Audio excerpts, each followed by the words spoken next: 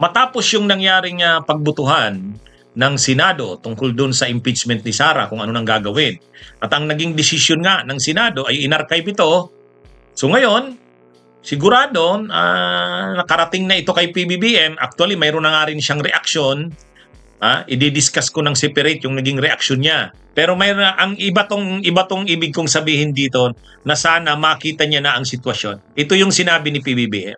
Ang sabi ni PBBM, una, yung decision kay Sara Duterte ng Korte Suprema, hindi naman tungkol yun sa sinabi ng Korte Suprema, yung tungkol sa kung guilty nga ba si Sara sa mga akusasyon sa kanya o hindi.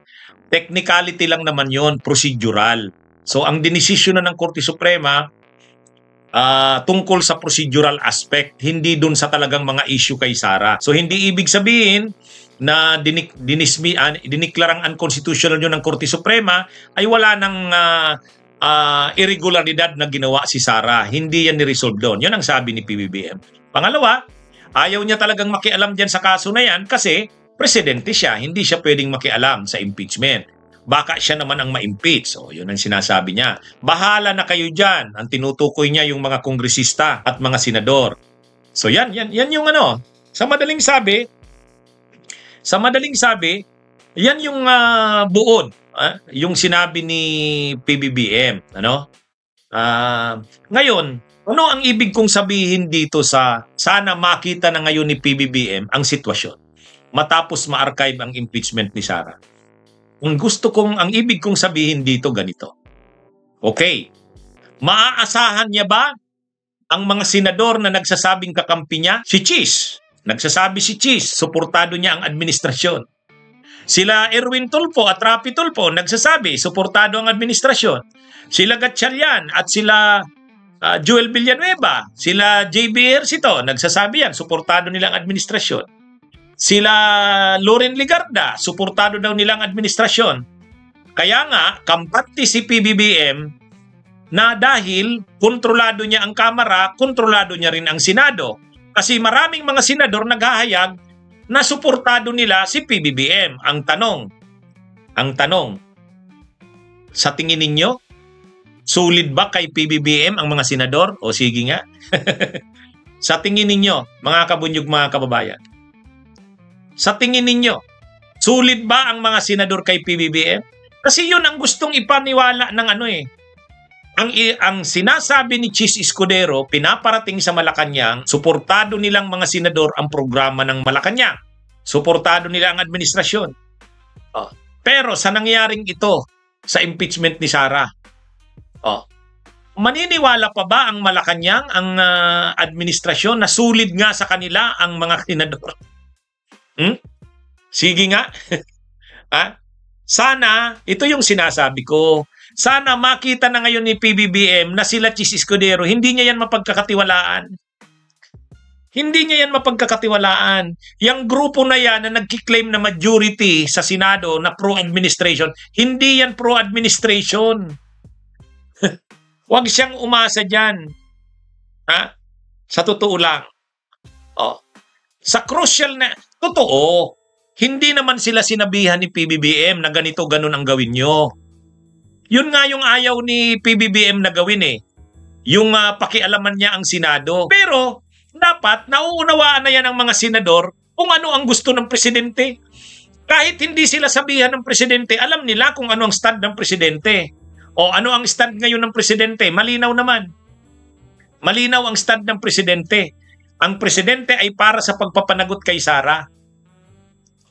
'Di ba sabi ni PBBM, hindi naman na-declare ng Korte Suprema na unconstitutional, pero hindi naman sinabi na walang irregularidad si Sara sa mga isyung binabato sa kanya. Sa katunayan, hindi yun yung dinesisyonan ng Korte Suprema. So parang ang sinasabi dito ni PBBM, si PBBM gusto niya na ituloy ang pagpapanagot kay Sara. Kaya lang ayaw niya na direkta niya yang sabihin. Pero dapat maramdaman na ng mga senador na ganun ang gusto ng presidente. Ay wala nagsasarili silang galaw Ay ngayon, ang problema pa dito, makikita mo na ang karamihan ng mga senador pro-Duterte. Pro-Duterte. Delikado ito sa Malacanang. Pagdating ng panahon, lalo na pag malapit na ang eleksyon sa 2028, karamihan ng mga senador na yan, magsasara yan. Magsasara yan. Yan ang malinaw. So ano ang ibig kong sabihin na sana makita na ngayon ni PBBM ang sitwasyon na hindi niya mapagkakatiwalaan ang mga senador na yan. Ang mga senador na yan, gusto lang yan makuha ang malaking pondo. Kaya dahil gusto nilang makakuha ng malaking pondo, naglilinyada sila sa administrasyon. Katulad ni Jinggoy, katulad ni Gatchalian, katulad ng mga Bilyar. Pero pagdating ng panahon, Duterte yan. Duterte yan. Sana makita yan ni PBBM sa nangyaring ito. Ang sulit lang siya si PBBM sa House. Talagang kinukomand ni Romualdez ang Kamara. Pero pagdating sa Senado, hindi niya kontrolado. So dapat mag-isip-isip na rin si PBBM. Pag-isipan na rin ni PBBM yan, i-check niya na yan. Huwag siyang maniwala kay Chis Escudero. Huwag siyang maniwala dyan. At totoo lang. Hindi kanya ang mga senador na yan. Karamihan dyan, magduduterte yan sa pagdating ng panahon. Pangalawa na dapat makita ni PBBM na malakas pa rin ang Duterte. Dapat makita niya yan. Huwag niyang maliitin ang pwersa ng Duterte. Ako never kong minaliit ang pwersa ng Duterte. Kaya nga ako ganito na ang aking ginagawa. Halos talagang pinapaliwanag ko sa tao kung ano ang totoong mga issue para mamulat ang ating mga kababayan. Sa ganung paraan man lang makakontribute ako na hindi lahat ng tao ay maloko, mabudol ng propaganda ng Duterte. Ito yung contribution ko sa laban na yan. Pero sana makita nila PBBM, malakas pa talaga pala ang Duterte. Marami pang mga senador na kumakampi sa kanila. Kahit pala sa Korte Suprema. Kahit sa Korte Suprema, malamang ang impluwensya ng Duterte nandyan pa rin. Di ba? Kaya yung sinasabi ni Kaufman doon sa ICC na dapat payagan si Duterte ng interim release, total wala naman na itong kapangyarihan. Hindi totoo yan. Maraming kongresist, maraming senador pro-Duterte yan. Kahit nga sa Korte Suprema, 12 ang miyembro o justices ng Korte Suprema, appointed pa yan ni Duterte. Hindi mo pwedeng baliwalain ang pwersa ng Duterte. Kahit nga sa Kamara, ay 'di ba sabi ni Amy Marcos, hindi. Sa totoo lang, marami diyan sa Kamara, mga kongresista naghihintay lang ng basbas yan. Ibig sabihin, pag sinabi ni PBBM na bahala na kayo kung gusto nyong palitan ang pinsan kong si Martin, bahala na kayo. Once na sabihin yan ni PBBM, gagalaw yung mga kontra kay Romualdez dyan. Kaya hindi naman nakakakuha ng suporta sila Albi Benitez, sila Tubi Chanco at saka si Juke Frasco kasi hindi naman sinasabi ni PBBM na okay siya na palitan na si Martin. Yun ang sinasabi ni Amy. Diba sabi ni Amy, ang totoo marami dyan naghihintay lang ng basbas. Ang ibig sabihin ni Amy, maraming mga kongresista nakatago lang yung ano nila. Pag sinabing okay kay PBBM na palitan na si Martin, papayag sila. Papalitan nila. So ang ibig kong ipagsabihin dito, sana makita na PBBM, anong una? Na karamihan ng senador hindi kanya. Huwag siyang magtiwala. Pangalawa, na dapat sana makita na ni PBBM, malakas pa rin ang Duterte. Maraming nakatago yan ng mga galamay. Maraming nakatago yan na galamay. Pagdating ng eleksyon sa 2028, lalabas yan, magsasama-sama yan. Ngayon pa nga lang, si Isko Moreno, Sara Duterte na eh. Si Chavit Singson, Sara Duterte na eh. Dito sa amin sa Bicol, may mga gobernador na Sara Duterte na. Ibig kong sabihin, hindi pwedeng maliitin ang pwersa ng Duterte. Kung ganyan yan, ano dapat ang gawin nila PBBM? Gamitin niya na ang kapangyarihan niya. Gamitin niya na yung impluwensya niya. Huwag na siyang maging malambot.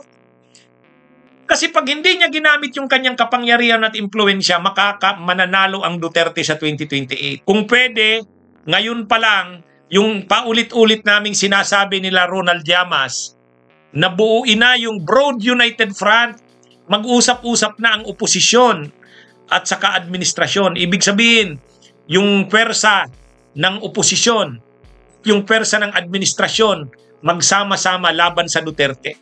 Ngayon pa lang pag-usapan na yan. Ngayon pa lang. Ha? Nakita naman natin kung paano nila binabasto si Romualdez. Oh, kahit nga si Amy Marcos, garapal, binabasto si Romualdez. Oh? At si PBBM naman, masyadong mabait. Ayaw niya talagang pero hindi pwede. Hindi naman kinakailangan na maging tulad siya ni Duterte na diktator na. Hindi. Or na pumapatay na ng tao. Wag. Hindi. Pero kailangan niyang ikuman. Kasi palakas ng palakas ang kampo ng Duterte. Palakas ng palakas siya. Naalala nyo, nung nagbablog ako noon, sabi ko, pwede ba magsama-sama tayo? Pagtulong-tulungan natin na wag manalo si Bato, wag manalo si Bongo, wag manalo si Marcoleta. Dahil pag nanalo ang mga yan, at maraming kandidato ng Duterte ang manalo, ang mangyayari niyan, mahihirapan tayo sa impeachment ni Sara. O di ba yan ang nangyari ngayon? Di ba yan ang nangyari ngayon? Yan na yung sinasabi ko noon. Kaya ako nananawagan noon sa mga pro-Marcos. Sabi ko, magsama-sama tayo. O kaya lang wala eh. Hindi. Mga kabunyog, mga kababayan, kailangan na ngayon dito, gumalaw na si PBBM dito. Anong mangyayari? Pag nakabalik ang Duterte, sino ba ang unang pupuruhan na tatargetin yan? Marcos at Romualdez yan. Marcos at Romualdez yan. Akala nila, alam naman natin, si Sara Duterte, vindictive yan. Sa mga nangyayari ngayon kay Kibuloy, sa mga nangyayari ngayon kay Digong, hindi gaganti sila Sara pag nanalo yan. At sino ang tatargetin yan pag nanalo yan? Sila Marcos at sila Romualdez, pangunahin yan. Kung akala kasi ni PBBM siguro, alam na yan ng mga senador kung anong gusto ko. Alam na nila yan, gagawin nila kung anong gusto, alam nila. Ay wala. Ang mga senador, hanggat walang sinasabi, malinaw na instruksyon, wala, magsasariling galaw yan. Ay di ba yun yung kwininto sa atin ni Ronald Llamas? Nung malinaw ang mensahe ni Pinoy noon, na gusto talaga ni Pinoy na ma-impeach, una si Merceditas Gutierrez, pangalawa si Corona, gumalaw ang mga kongresista, pati mga senador, sinunod yung gusto ni Pinoy. Pero siyempre, hindi naman niya naaaminin ni Pinoy. Hindi naman niya naaaminin ni Pinoy. Hindi naman inamin ni Pinoy yun. Pero bakit masyadong aktibo yung mga kongresista? At bakit yung mga senador talagang gumalaw sila? Ay malinaw, instruction ng presidente yun. Si Duterte, paano niya pinakulong si Leila de Lima? Paano niya pinasara ang ABS-CBN? Sinabi ba ni Duterte na ikulong niyo si Leila? Sinabi ba ni Duterte na isara niyo ang ABS-CBN? Kunwari, si Duterte hindi siya involved sa pagpapakulong kay Leila. Kunwari, hindi siya involved sa pagpapasara ng ABS-CBN. Pero kagagawan niya yun. Gagalaw ba ng gayon noon si Marcoleta? Si Marcoleta noon doon sa floor, napaka-aktibo doon sa paggagalaw para ipasara ang ABS-CBN. Bakit talagang aktibong-aktibo yung mga kongresista? Hinanapan talaga ng butas ang ABS-CBN dahil nga yun ang gusto ng presidente. Instruction yun ni Duterte. Bakit sobra kung gumalaw noon ang sila Roque para hiyain si Leila de Lima doon sa kamera? Bakit ginamit ang NBI, ginamit ang Bilibid, lahat ginamit para makulong si Leila de Lima? Order ng presidente. Pero sasabihin ba ni Duterte yan? Hindi, ako ang nagpakulong dyan kay Leila. Sasabihin ba ni Duterte, ako ang nagpasara ng ABS-CBN? Sinasabi niya lang yung hinanakit niya sa ABS-CBN. Yung issue niya sa ABS-CBN. Hindi daw plinay yung kanyang ads. Kaya yung mga kabunyog, sana makita na dito ni PBBM sa nangyaring ito. Matindi pala. Tingnan mo, Korte Suprema, unanimous ang desisyon. Tingnan mo ang senador, 19.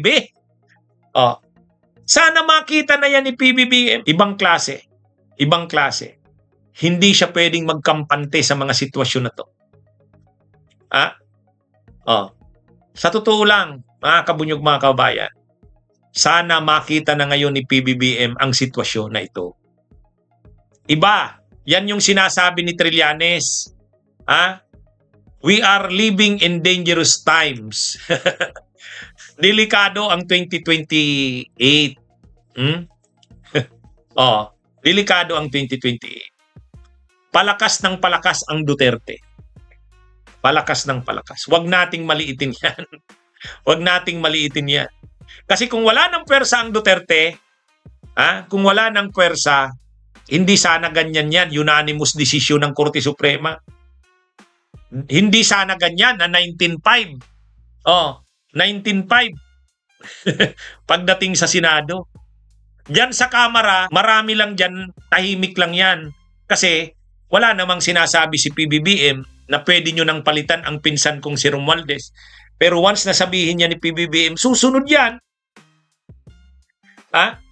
Yan mga kabunyog, mga kababayan. So ngayon, ano ang dapat makita ngayon ni PBBM? One, grabe ang mga senador. Hindi loyal yan sa kanya. Huwag niyang asahan niya na kanya yan. Pangalawa, marami pa sa Korte Suprema, lalo niyan unanimous. Unanimous. Ano yan eh? Wala. Ano ito? Maiibang lahat yan pag ang presidente ay gumalaw. Presidente ng Pilipinas, pinakamakapangyarihan yan.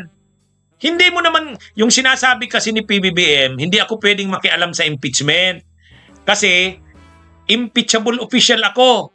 Bawal sa aking makialam dyan, baka ako naman ang ma-impeach. Yes, pero, si Pinoy ba, lantarang nakialam sa impeachment ni Mercedes Gutierrez at ni Corona? Lantaran bang nakialam? Pero, malinaw naman yung kamay ni Pinoy doon. Hindi gagalaw si Ronald Llamas para kausapin. Sabi ni Ronald Llamas, pag tinatanong mo, totoo ba yung sabi ni Corona na ikaw daw yung gumapang sa mga senador? Tumatawa lang si Llamas. Neither confirm nor deny.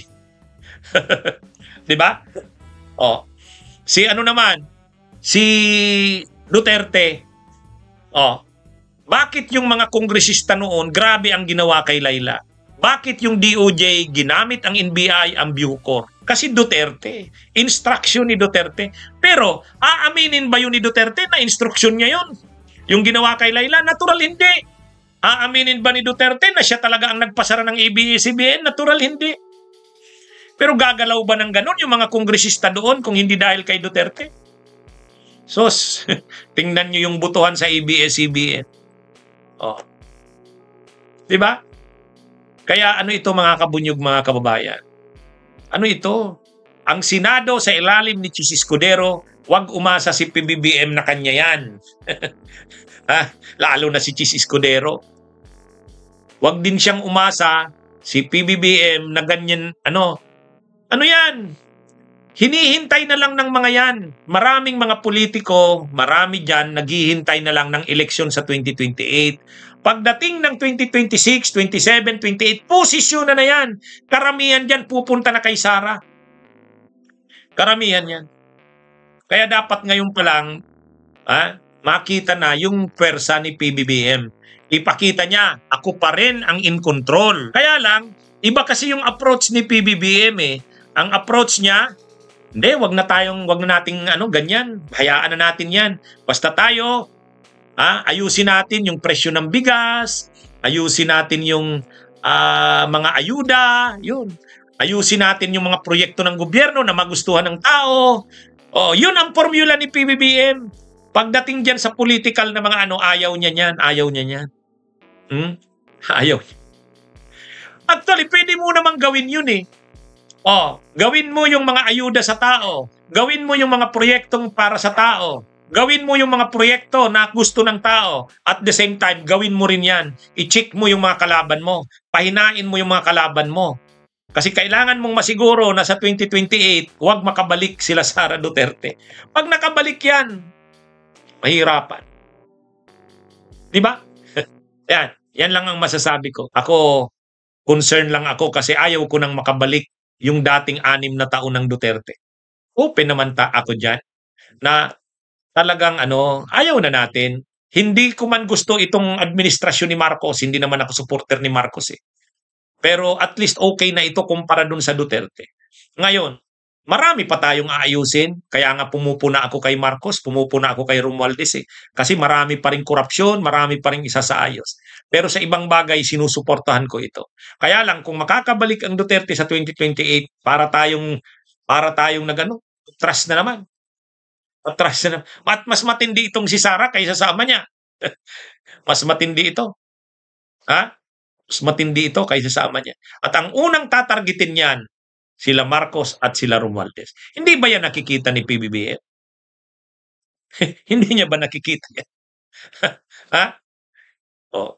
Anyway, mga kabunyog, sana makita na ngayon ni PBBM ang sitwasyon matapos ma-archive ang impeachment ni Sara. Kala kasi ni PBBM, hindi, gagalaw yan mga senador. Gagalaw yan. Gagawin yan yung tama. Umasa pa siya sa mga senador na yan. Umasa pa siya sa mga yan. Okay? Magandang araw sa inyong lahat. Mabuhay po tayo. Bunyog, bunyog, halikan na kasama ka. Bunyog, kapag buklod ay may pag-asa. Luzon, Visayas, Mindanao, isa ang pananaw. Sa bagong Pilipinas ang bunyog isisigaw. Bunyog, bunyog.